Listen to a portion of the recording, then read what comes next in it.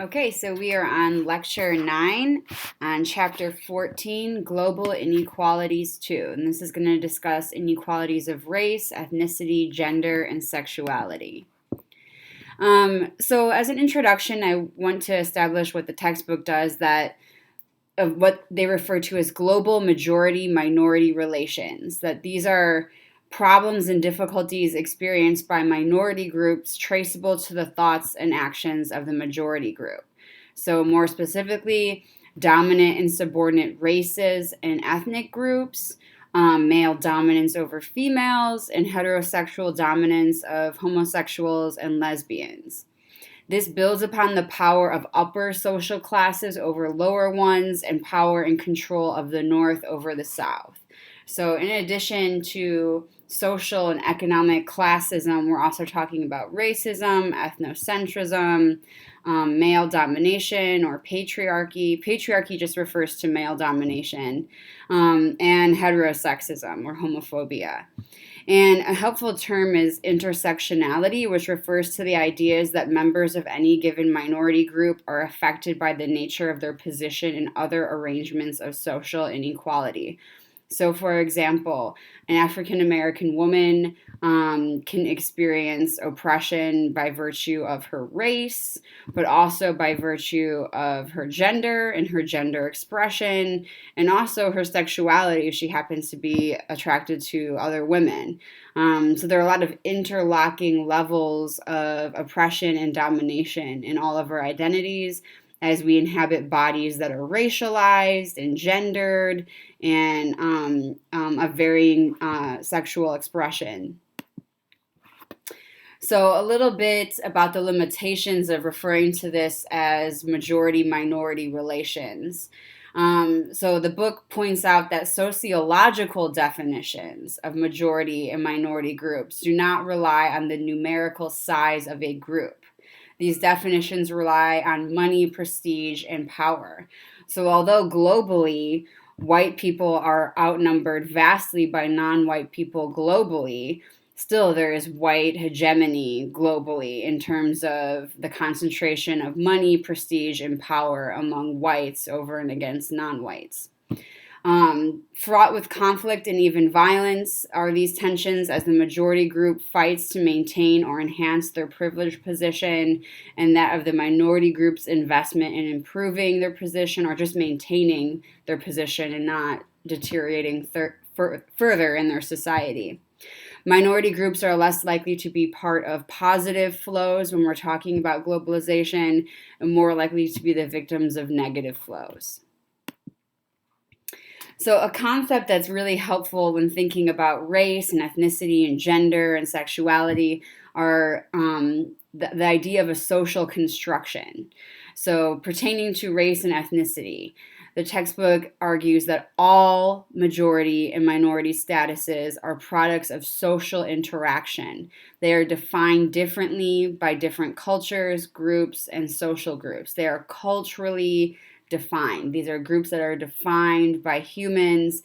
They are not based on immutable objective traits. So rather than thinking of these as natural or biologically predetermined categories of identity, the idea of a social construction is that these differences are culturally constructed and assigned significance based on cultural values.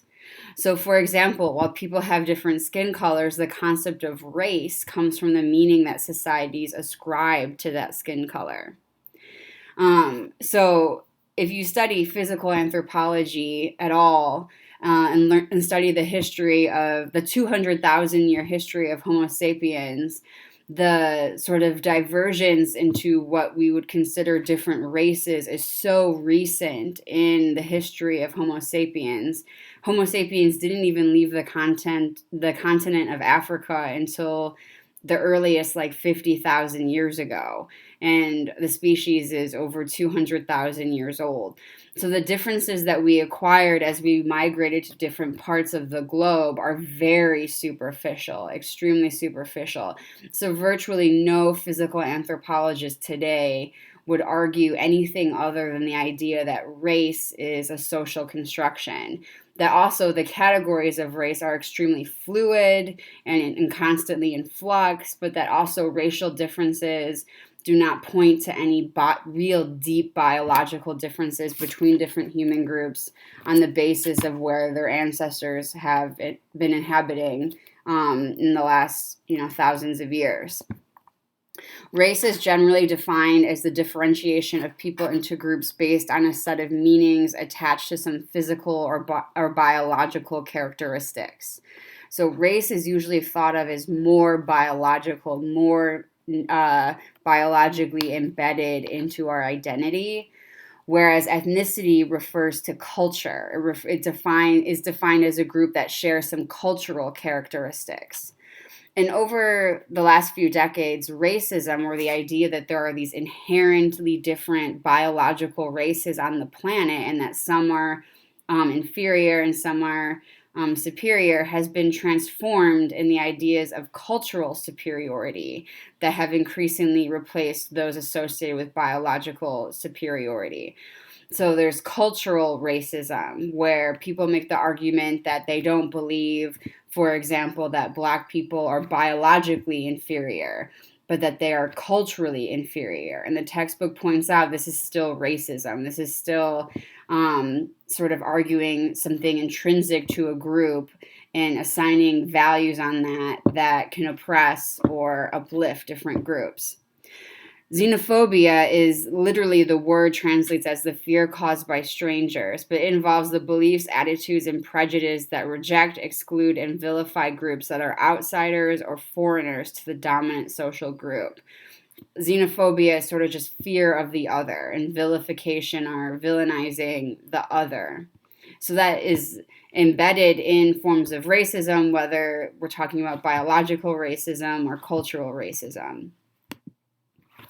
The social construction of gender. Well, there's one more thing I want to say about that too. So cultural racism, a lot of people make the argument, for example, that they're not racist, but that they think that the disparities of race in America are due to inferior and superior culture. So, for example, that the African American community is culturally inferior.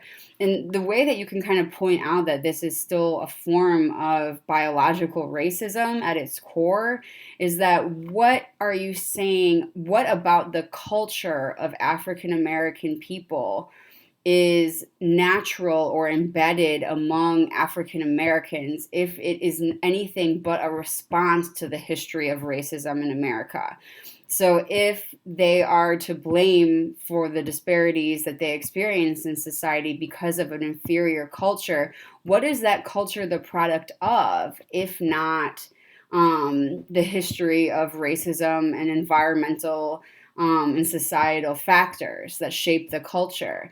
So if you acknowledge that, then you would throw out concepts of cultural inferiority. If you don't acknowledge that, then you're basically saying there's something magical about the African American community that have somehow, all these African American individuals have simultaneously developed a culture spontaneously that is somehow reacting to their very African Americanness and not in response to the dominant culture.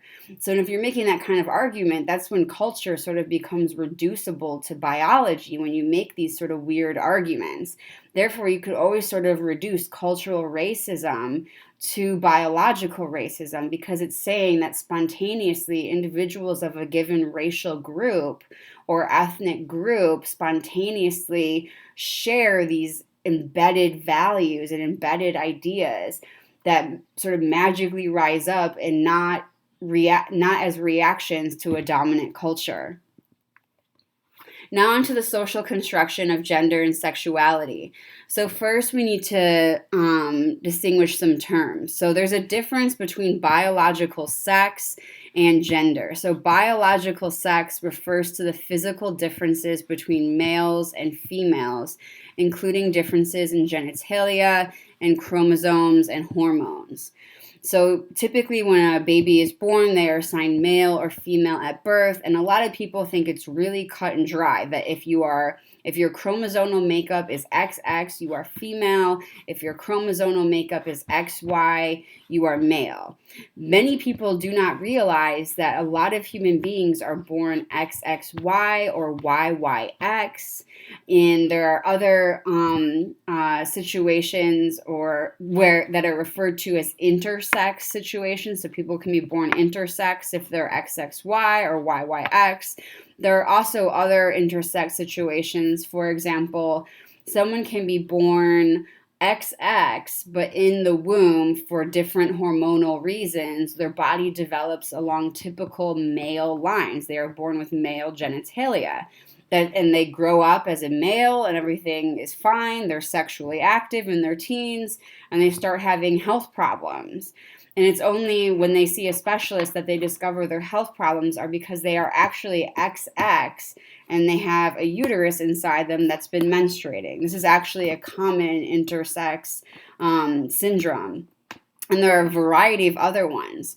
It's estimated that 1 in 1,500 or 1 to 1 in 1,500 to 1 in 2,000 human babies, when they're born, are so intersex looking at them that you cannot say that they are closer to the male or female end of the biological sex spectrum. So, and it's estimated also that about 1% of the human population is intersex in some way. A lot of infertility issues that people that are male or female experience are actually related to the fact that these males and females are on the spectrum of intersex. They are intersex in some way, and that's what's causing their infertility. However, their doctor is never going to tell them that because this is all very taboo, because we like in our society, we have this cultural norm where it's very clear cut, you're male or female. And if anyone violates these categories, it's very taboo and controversial.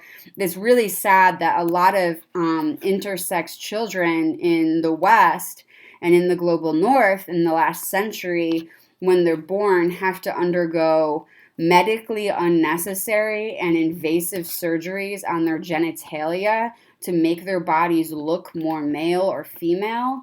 And if you're interested in learning more about the intersex community and some of the history of medical interventions in the last century, there is a documentary that you can get through Amazon Prime called Intersection that is directed by an intersex person and interviews a bunch of intersex people about their lives and experiences as intersex folk in our society. A older term that was used to refer to some intersex people was hermaphrodite, but that is considered like an outdated term, the way that colored is an outdated term for the African American community. So the preferred language today to refer to people that do not neatly fit in the biological category of male or female is intersex. So that's biological sex, maleness, femaleness, or intersexness. Gender is your mind's relationship to your biological sex, your perceived biological sex. So gender is a matter of social definition and social distinction. So gender is when someone that's assigned male identifies as a man, or someone that is assigned female at birth and identifies as a woman. Manhood and womanhood are in the brain. They're part of your mind's relationship to your body. And some people do not feel that they fit neatly into the category of man or woman. And those people identify as genderqueer or gender fluid. So men and women, a man that is born male and identifies as a man is a cisgender man. A woman that is a person that is assigned female at birth and identifies as a woman is a cisgender woman. Everybody else is transgender. So if you are genderqueer or gender fluid, you are considered transgender. If you were born male and identify as a woman, you are a transgender woman. If you were born female and identify as a man, you are a transgender man. And a lot of intersex folk are perceived to be transgender when really they just don't fit into the category. And some intersex folk do prefer to be considered a man or a woman. They will pick one of those categories, or some of them will consider themselves neither and consider themselves genderqueer or gender fluid. And this is your biological sex and your gender are about your identity and relationship to yourself. That is different than your sexuality or your sexual orientation. So there's how you perceive yourself and relate to your body, and that's separate from who you are attracted to. So a lot of people get that confused, because it is true that a lot of men that are attracted to other men often have more feminine gender expressions, and a lot of women that are attracted to other women can sometimes have more masculine gender expressions than heterosexual women. But that is not always the case. You can have a gay man who is very masculine. You can have a gay woman who is very feminine. You can have a very feminine man who is attracted to other women. You can have a very masculine woman who is attracted to other men. So gender expression and gender identity can be all over the place. But who you are attracted to, it's helpful to think of that as separate in order to make sense of all of the differences of human sexuality that we see. So sexuality refers to whether you are straight or attracted to members of the opposite gender, or whether you're bisexual or attracted to both men and women. And a word that's replacing bisexual is pansexual or all sexual, because it refers to being attracted to all different genders and biological sexes, not just people that fit into the category of male or female. There's also people that are considered asexual or not sexual, who claim that they do not experience sexual attraction to other people. The umbrella term for everything, all of the gender variance and atypical sexualities that we're discussing, is queer. So queer used to be, the word queer not in the context of gender or sexuality, just means strange or odd.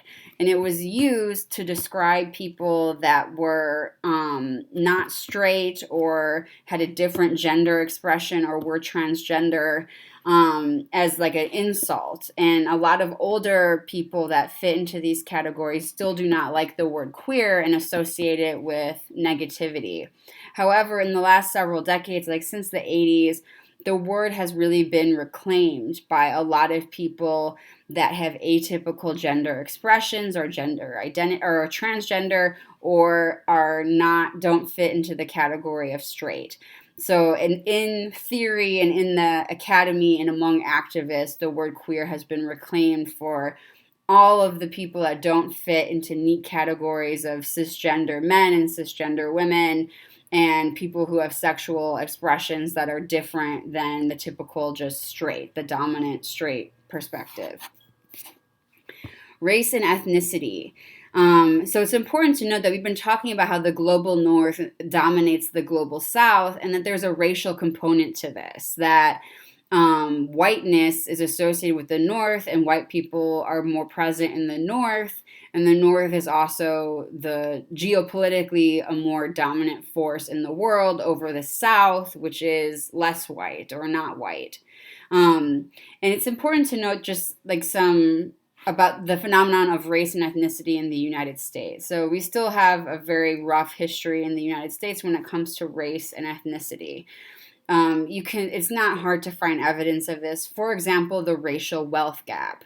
The median wealth of white families, not income, but wealth, total accumulated wealth of a white family, is about $170,000 in the United States. The median wealth of a black family is about $17,000. There is a tenfold difference in wealth, accumulated wealth, among white families and black families in the United States. And this is directly related to the history of racism in the United States. It's a big part of this was that white families were not discriminated against when they wanted to move to the affluent suburbs. And a lot of their mortgages, when they attempted to buy homes, were subsidized by the government. So a lot of white people in the mid-century, the mid-20th century, were able to access home ownership and accumulate some wealth directly because of the policies of the government. Whereas black families lived in predominantly black neighborhoods as a result of explicit discrimination and racism in housing. And also, black communities were considered redlined, or on maps, they were painted in red. And the government decided that they would not subsidize mortgages in those communities because they were risky. So race was associated with risk and used as a justification to not help out black families in accumulating wealth. Instead, all of those subsidies and assistance was given to white families. So if you are white, you are more likely to come from a family that has accumulated some wealth through homeownership rather than a black family. And that has contributed to the disparity that we see today. Another disturbing phenomenon is mass incarceration. So, because of the war on drugs in the United States that was waged beginning with Nixon, the black community has been targeted for drug crimes, including petty drug crimes, at a higher rate than white communities, even though every study shows that drug use is equal among all demographics. Different demographics use different drugs. So, for example, poor black communities use crack, whereas wealthy white communities will use cocaine. But those are exactly the same compounds in both drugs. And that's, speaking of this, if you have 1/10 the amount of crack rather than cocaine,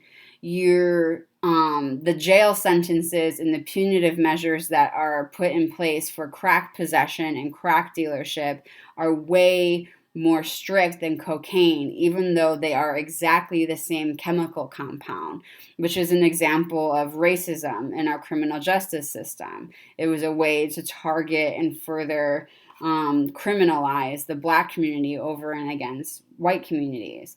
Also, the most drug dealers in the United States are white, but disproportionately people of color are incarcerated for drug trafficking, including just for marijuana. And of course, all of us are aware of story after story of police brutality, which disproportionately affects the black community. So these are just a few examples. I don't have time to go in a lot more, but these are some major examples of still how there is a lot of systemic racism in the United States, and how your racialized identity can have a major impact in your quality of life in our society. Another thing that's worth pointing out that was discussed later in the textbook was the myth of the model minority that's ascribed to Asians. So certain Asian groups that came to the United States starting in the 1960s and 70s did very well in terms of education and wealth in the United States. And a lot of people look at the success of, for example, people from India in the United States and people from Japan in the United States and say, see, look, anybody can make it in America. Race is not an issue. Therefore, this is turned into an argument to say that the racial wealth gap and the hardships faced in the black community are because of cultural inferiority among the black community. So that's it's a really nasty argument. And it's not hard to debunk this because if you look, not all Asian groups have succeeded in the United States to the same extent as Indian people and, for example, Japanese people. So if you look at people from Cambodia that came to the United States, they actually also struggled a lot in the United States, also from other Southeast Asian countries. And the reason for these disparities is that because the people that were able to immigrate to the United States from India had wealth and education already. To be able to come to the United States from India typically you had to come from a wealthier, more educated background. So the starting conditions of groups of people as they come to the United States, their class background and their education background is a good predictor of how they're going to make it in American society. Most people that came to the United States from India were from upper castes within India. So it's the same thing for Japan, and people from Cambodia were not from more educated professional classes when they came to the United States, which is why they did not succeed to the same level as people from India, for example. So the myth of the model minority can really be debunked if you look at the class background of people as they start their journey to the United States. Okay, and so another term here is pluralism, which is the idea that different races and ethnic groups can live together, that they can coexist. Ethnic conflict and genocide. So you might hear some of these terms used. So genocide refers to acts committed with the intent to destroy, in whole or part, a national, ethnic, racial, or religious group. Expulsion can be direct, with minority groups forcibly ejected by the majority group through military and other government action, or the minority group can leave voluntarily because it is being harassed, discriminated against, and persecuted. Ethnic cleansing refers to various policies of forcibly removing people of another ethnic group. Globalization and race relations in the US. So, because of outsourcing, manufacturing jobs have been replaced with low wage, low skill service sector jobs. About 1.8 million documented and undocumented immigrants enter the United States each year. So, there is a demand for documented and undocumented labor in the United States because of the rise of low skill service sector jobs. The rapid influx of ethnic and racial groups in some societies, including the United States, tends to lead to racism and xenophobia, which is usually found among the lower working classes of the host countries because they are more likely to believe they are losing jobs to immigrants. So you see a lot of scapegoating of immigrants in the United States, and a lot of that scapegoating is often on the part of the working class in the United States because of this perceived loss of jobs. If you look at economic studies, though, the spending of immigrants, both documented and undocumented, in a country actually stimulates the economy and job growth. Globalization and race relations in Europe. So there's been immigration to Europe due to work shortages in the post-war period, and then there was a second wave after the collapse of the Soviet bloc. The rapid transformation of the ethnic and racial composition of Europe's population due to the influx of large numbers of immigrants has resulted in an increase in racial and ethnic discrimination and violence. Global migration has become a key focus of extreme right-wing and xenophobically oriented political groups and parties across Europe. You see very prevalent in Europe the rise of Islamophobia, or fear of Muslims, fear and hatred of Muslims. Somebody that practices the religion of Islam is just a Muslim. An Islamist is different. An Islamist is a type of Muslim who wants Islamic law to be the political law of the land and wants an Islamic government, like there is an Islamic Republic of Iran, for example. Not all Muslims are Islamists. Something to point out is that there are like 1.7 billion Muslims on the planet, almost 20% of the planet, or over 20%, I believe now, of the planet, of humans on the planet are Muslim.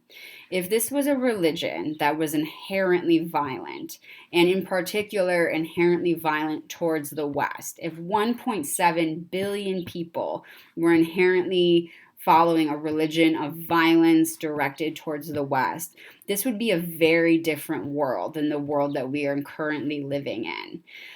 Something to point out is that usually victims of Islamic terrorism are disproportionately globally other Muslims. It is other Muslims that suffer most from Islamic extremism.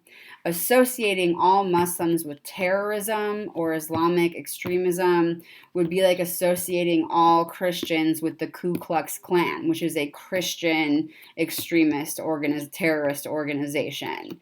Um, so it's sort of insensitive when you think that all Muslims need to apologize for the actions of a few Islamic terrorists, especially when they are usually more often victims of that extremism rather than non-Muslims.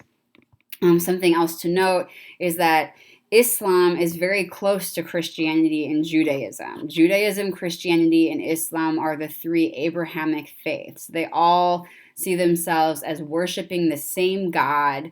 The God of the Quran is the same God as the Christian God and as the God of Jewish people.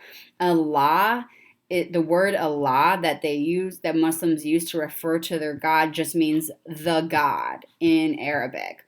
Muslims believe in the same chain of prophets as Christians and Jewish people, so they believe in Adam and Eve and Abraham and Moses. They recognize Jesus as a great prophet, but do not believe Jesus was God. And then they have one more prophet, Muhammad, who they believe received the Quranic revelations, or this book of scripture known as the Quran.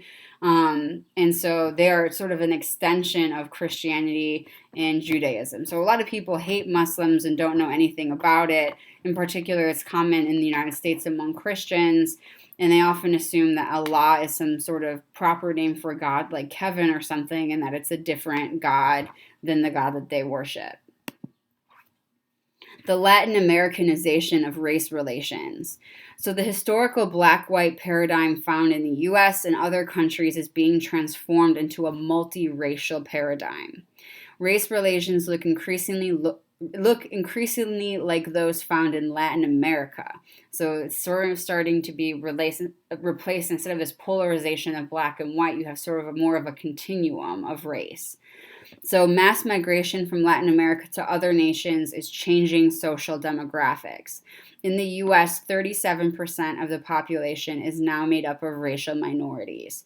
Race relations are also becoming more globalized, and categories are arising of whites, honorary whites, and collective blacks. So, for example, if you look at the United States, whites would be people of European descent, perceived European descent. Honorary whites would be sort of those model minority Asian groups would be an example. So like, for example, Indian people, even though some people from India have darker skin than people that are of the African American community in the United States, they are still not perceived to be black. And then you have collective blacks, which in the United States would include not just the African American community, but also people that are Hispanic. That would be an example of sort of how race is sort of being seen as a sort of messy continuum, but still very much entangled with social and economic class in the United States and globally. Gender in the economy. So the feminization of labor refers to the rise of female labor participation in all sectors and the movements of women into jobs traditionally held by men. The feminization of poverty refers to how more women are being drawn into labor-intensive and low-paying industries such as textiles, apparel, leather products, food processing, and electronics, characterized by flexible use of labor, high turnover rates, part-time and temporary employment, and lack of security and benefits. They work for lower wages and are seen as more docile or more obedient, more servant-like, and more dexterous than men. So like they are seen as having more delicate hands that can more easily do intricate physical tasks. 2/3 of female labor force participation in developing countries is concentrated in the informal economy. In sub-Saharan Africa, the proportion is as high as 84%. Traditional gender roles and ideas about femininity encourage home-based work. So we'll talk more about this in a moment, but there's female migration. So females across the globe are migrating to different places in order to participate in the sex work economy and also the care labor economy. This is happening mostly in undocumented and informal ways, making these migrant women vulnerable to the worst forms of discrimination, exploitation, and abuse. Global care chains. This involves a series of personal relationships between people across the globe based on the paid or unpaid work of caring. Care includes social, health, and sexual care services and usually involves menial tasks such as cooking, cleaning, and ironing. Migrant domestic workers often rely on female relatives, neighbors, and daughters, as well as paid domestic workers for the care of their children. These global care chains are also referred to as the international transfer of caretaking, the global nanny chain, and the racial division of reproductive labor. Women in the North rely on these chains to pursue careers outside of the home. So, for example, a white woman living in New York City is pursuing a high-powered career outside the home to care for her children. She hires a migrant from Thailand, and then that migrant from Thailand has female relatives back in Thailand taking care of her children and her family.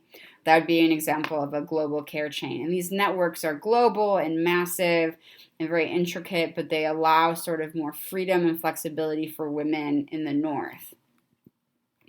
Mail order brides. Men, usually in the global North, pay several thousands of dollars to acquire wives who are usually much younger than them and who come from developing countries. Some are voluntary and some are trafficked, or basically slaves. Human trafficking victims come mostly from the Philippines, Laos, Vietnam, Myanmar, Thailand, and the former Soviet Union.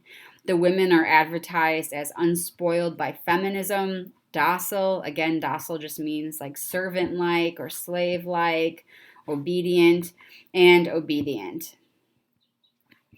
Sexuality. So again, it's important to note that sexual orientation and who you are attracted to is different than your gender identity. Under the umbrella of queer, the acronym that's typically used is LGBTQIA. L is for lesbian, G is for gay, B is for bisexual, T is for transgender, Q is either for queer or questioning, I is for intersex, and A is for ally or asexual. Some cultures have more than 2 genders, can have 3 to 5 genders. As of early 2014, only 17 countries had marriage equality. Going back to the genders for a minute, in a lot of indigenous cultures, there are more than 2 genders, and people that are transgender or of a 3rd, or 4th, or 5th gender are sometimes considered 2 spirits or having sort of supernatural powers. They're disproportionately likely to be healers and shaman in indigenous communities and cultures.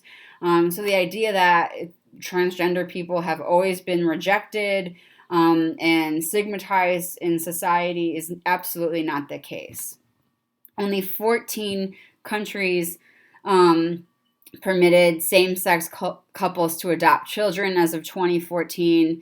In Nigeria, the penalty for homosexual sex is to be stoned to death.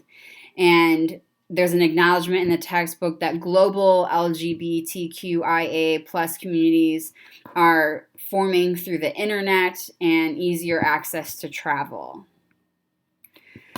The International Women's Movement. This is traceable to the late 1800s as women and men across the globe fought for the ability of women to vote in different nations.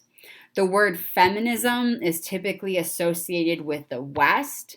And feminism, all it means, like the dictionary definition, is conversations and advocacy for the full economic, social, and political equality of the sexes. That's what it means. It doesn't mean that women dominate men or replace men as dominators in society. And the idea is that men should not be discriminated against as men, just as women should not be discriminated against as women.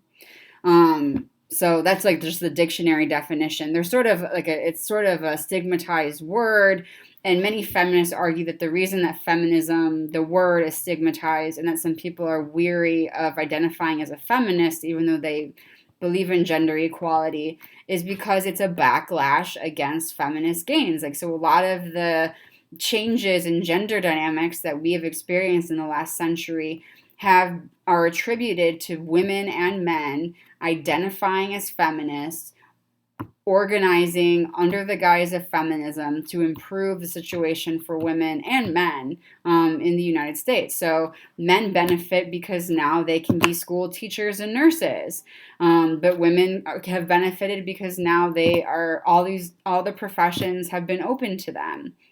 A lot of people falsely assume that human beings are just naturally patriarchal or male dominated. And that's absolutely not the case. Again, for most of the 200,000 year history of Homo sapiens, it is not a given that men dominated women. A society in which there is no gender domination is referred to as a matriarchy. A patriarchy is a society where men dominate women and dominate in the society and other men in the society. And there's really a link between patriarchy and agriculture. So, with the advent of agriculture, prior to agriculture, before the agricultural revolution, the artifacts that we find of the earliest human societies are called these Venus statues. They're these statues of goddesses and women that are very voluptuous. And it made sense that women had a really high position in society because they were associated with fertility and have a more pronounced role in reproduction through their role in pregnancy or gestation and childbirth. So they were very revered. With the advent of agriculture, human beings began to think that human reproduction worked the way agricultural production was. So women's status in reproduction was demoted. They were just the field into which men's seed was sown.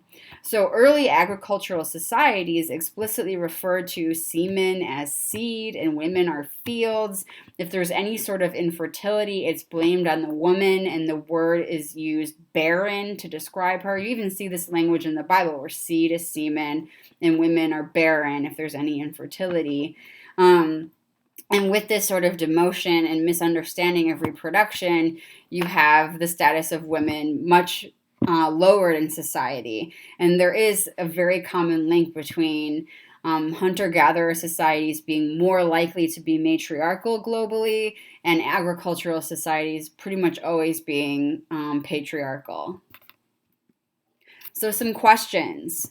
Describe the sociological definition of majority-minority relations, providing an example. What is intersectionality? Provide an example of thinking in terms of intersectionality.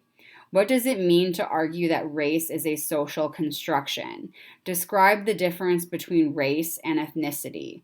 What is xenophobia and how is it related to racism? Explain what sociologists are referring to when they discuss the feminization of labor and the feminization of poverty. Describe the global care chain and how it is related to women's empowerment in the global north.